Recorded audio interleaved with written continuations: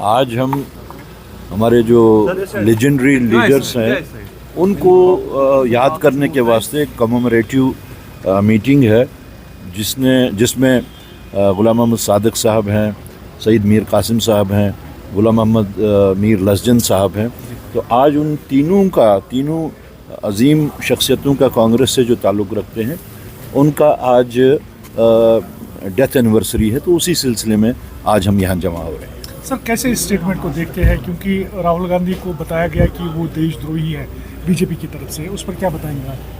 नहीं, ये जिन लोगों ने बताया है वो तो उनका अगर किरदार देखा जाए तो प्री इंडिपेंडेंस डे से ही शकावर है।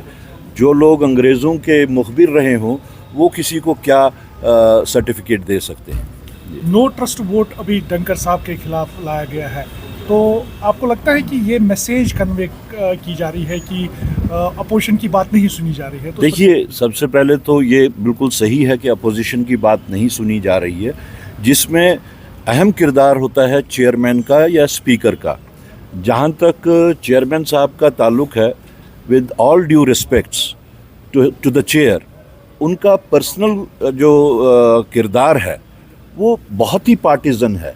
वो तो कुर्सी पे बैठ के जैसे बीजेपी के या आरएसएस के संचालक की तरह काम कर रहे हैं वहाँ पे। तो उस हिसाब से मेरे ख्याल में ये एक सही मैसेज है कि यहाँ पे अभी मज़ीद जो आरएसएस और बीजेपी का एजेंडा चलाने की सरकारी तौर या आईनी तौर जो कोशिश की जा रही है उसको अब इजाज़त नहीं दी जाएगी। इंडिया ब्लॉक पर कहीं ना कहीं दरारें पड़ती हुई नजर आ रही है। उसमें ममता बनर्जी ने पहले ही एक स्टेटमेंट दिया, उसमें अब दिल्ली सरकार जो है अरविंद केजरीवाल की तरफ से भी ये बताया गया है कि हम पार्ट एंड पार्सल नहीं है इंडिया ब्लॉक के। उसको कैसे देखते हैं? देखिए, ये चीज़ें डेमोक्रेटिक सेटअप में एग्रीमेंट्स और डिसएग्रीमेंट्स होते रहते हैं, इसको उतना अहमियत नहीं दी जानी चाहिए।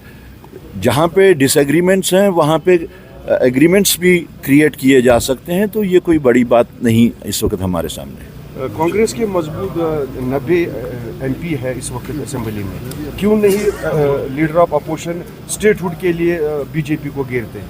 पहले तो 90 नहीं है, 101 हैं इस वक्त, और टोटल राज्यसभा और लोकसभा में 150 MPs हैं। जहाँ तक स्टेटहुड का ताल्लुक है, यहाँ पे यूनिट, कांग्रेस का जो यूनिट है, आप देख रहे हैं कि इवन इलेक्शन से पहले यहाँ पे जिस वक्त राहुल गांधी जी आए और उन्होंने उस बात पे बहुत ज़ोर दिया कि स्टेटहुड के वास्ते हम पार्लियामेंट के अंदर भी और पार्लियामेंट के बाहर भी लड़ेंगे। और इस लोकल यूनिट का आप देख रहे हैं कि पूरी शद्दोमद से इलेक्शन से पहले से हम स्टेटहुड की बात कर रहे हैं, और ये बहुत ही खुशकिस्मती की बात है, खुशी की बात है कि अब सब लोग आहिस्ता आहिस्ता उसी बात पे पहुंचे हैं जो कांग्रेस इवन इलेक्शन से पहले बोल रही थी। आप देख रहे हैं कि major political parties Aahista Aahista अब स्टेटहुड के ही डिमांड पे पहुंच चुके हैं। गवर्नमेंट कहती है गवर्नमेंट कहती है कि हमारी कोई टसल नहीं है लेफ्टिनेंट गवर्नर के साथ, जबकि ऑर्डर पे ऑर्डर रिवोक किए जा रहे हैं, क्या कहेंगे? देखिए, टसल तो ये वही दो लोग कह सकते हैं कि टसल है या नहीं है। अच्छी बात है अगर टसल नहीं है, लेकिन मैं बार बार ये कहता आया हूँ कि ड्यूअल कंट्रोल सिस्टम जो इस वक्त यहाँ पे यूटी में चलाया जा रहा है, ये इसकी फर्स्ट कैजुअलिटी जो है वो यहाँ के लोग हैं। और उसके बाद में साथ साथ it is not good for the democratic system. एक गलत प्रेसिडेंस बनाई जा रही है, जहाँ पे इख्तियारात का अभी तक सरकार को बने हुए भी इतना टाइम हो गया, लेकिन अभी तक ये जो इख्तियारात के जो आपस में किसको क्या इख्तियारात है वो अभी तक तय नहीं हो रहा है। That is not a good trend.